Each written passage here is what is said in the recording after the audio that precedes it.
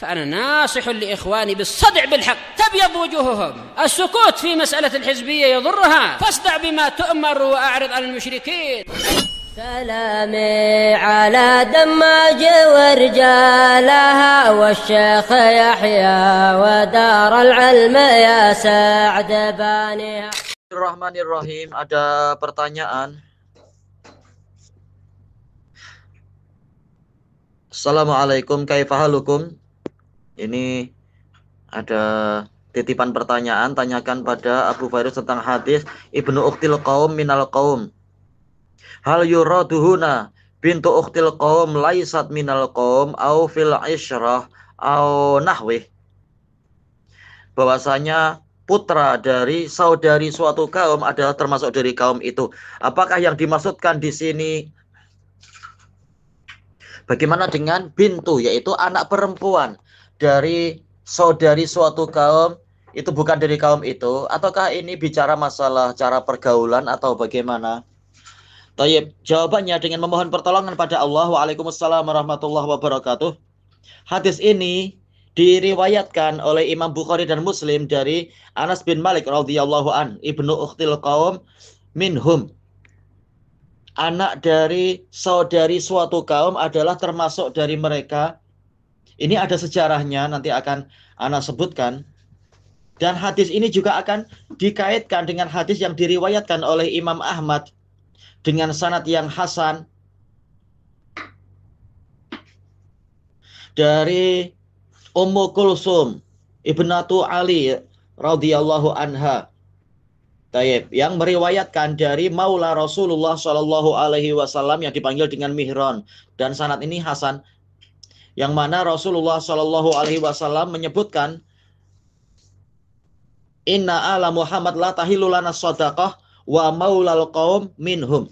Sesungguhnya keluarga Muhammad tidak halal untuk kita ini sedekah, dan maula dari suatu kaum adalah termasuk dari kaum itu.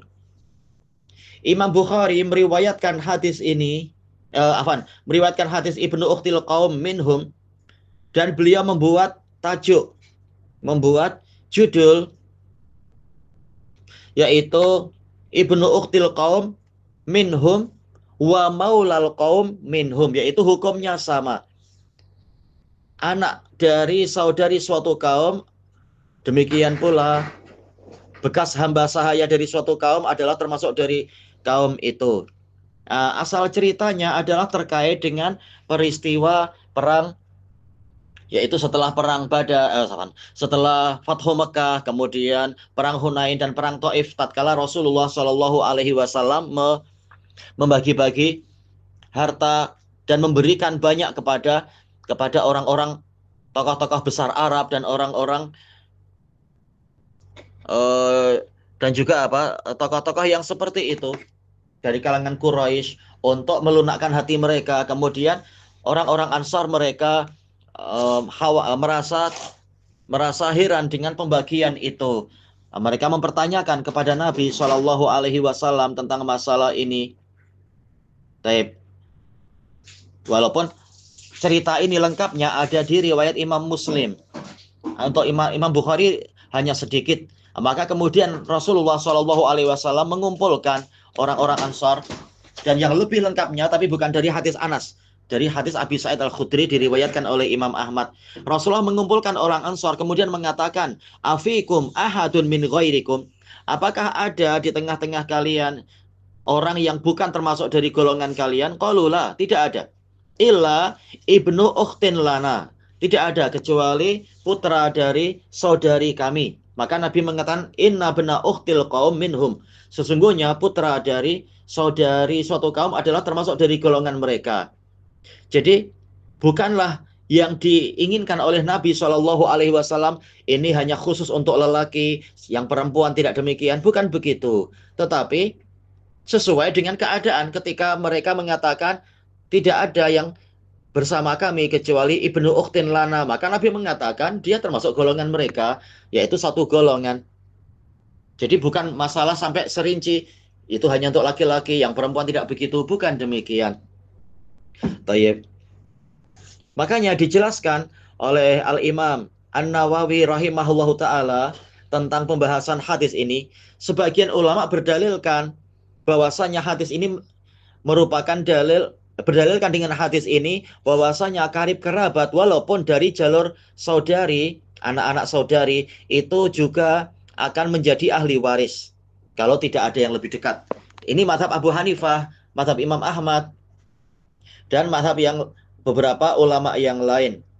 Adapun Imam Malik, Imam Syafi'i dan yang lainnya, mereka mengatakan bahwasanya zawil arham itu tidak mewarisi kecuali dalam situasi yang betul-betul tak ada orang yang dekat, dan yang semacam itu kembalinya kepada aula rajulin dzakar, lelaki yang paling dekat. Tetapi secara umum mereka bukan ahli waris. Dan mereka mengatakan tidak ada di dalam hadis tadi Ibnu Ukhtin Lana yang membicarakan masalah warisan. Hadis tadi tidak bicara masalah warisan. Hanya saja hadis tadi bicara masalah adanya keterkaitan antara seseorang dengan putra dari saudarinya. Ada keterkaitan. Tidak bicara masalah warisan. Putra dari saudari. Kalau putra dari saudara boleh untuk mewarisi ketika tidak ada yang lebih dekat. Tapi ini putra dari saudari, ini tidak bicara masalah warisan. Hukum asalnya dia tidak mewarisi. Tetapi menunjukkan ada keterkaitan dan ada qorobah, kekerabatan. Nabi tidak bicara masalah warisan. Dan juga pola hadis ini bicara masalah Nabi mengumpulkan hanya orang-orang Ansar. Ini menunjukkan bahwasanya Nabi membicarakan masalah Ibnu Ukhtil Qaum minhum, ini maksudnya adalah tidak masalah perkara rahasia dibicarakan di antara mereka. Mereka masih termasuk satu golongan, tidak masalah itu. Dan yang lebih jelas lagi, ini dibahas oleh Al-Hafidz Ibnu Hajar rahimahullah. Beliau mengatakan, sekelompok ulama berdalilkan dengan hadis Ibnu Ukhtil Qaum minhum, mengatakan bahwasannya karib kerabat akan mewarisi walaupun dari jalur saudari, sebagaimana ashabah itu mewarisi. Sedangkan ulama yang lain mengatakan hadis ini tidak bicara tentang itu. Makanya Imam Bukhari, beliau membuat tajuk tadi, sengaja Anda tampilkan judulnya. Imam Bukhari mengatakan Ibnu Ukhtil Qaum wa maulal qaum itu minhum.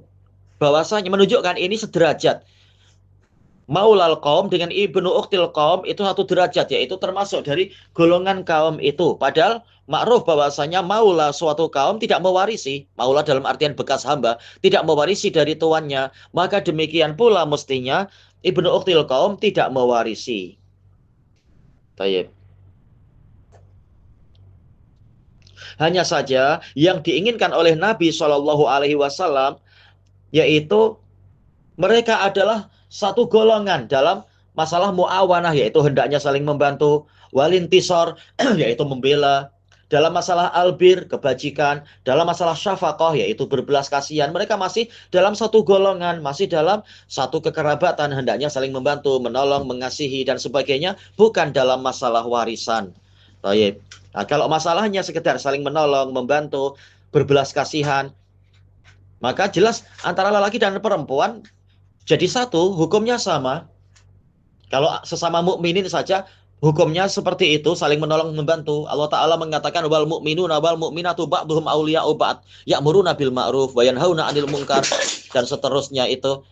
Kaum mukminin yang lelaki dan kaum mukminin yang perempuan, sebagiannya adalah sebagian yang lain. Yaitu satu sama lain adalah mereka ini bagaikan satu kesatuan. Saling memerintahkan kepada yang ma'ruf, saling mencegah dari yang mungkar, dan seterusnya.